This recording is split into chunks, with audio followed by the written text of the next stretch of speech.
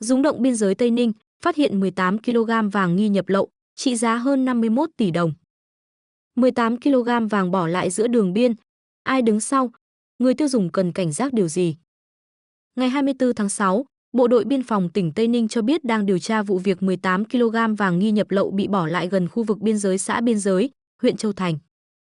Trước đó, ngày 15 tháng 6, trong lúc tuần tra, lực lượng chức năng phát hiện hai đối tượng vượt biên từ Campuchia vào Việt Nam.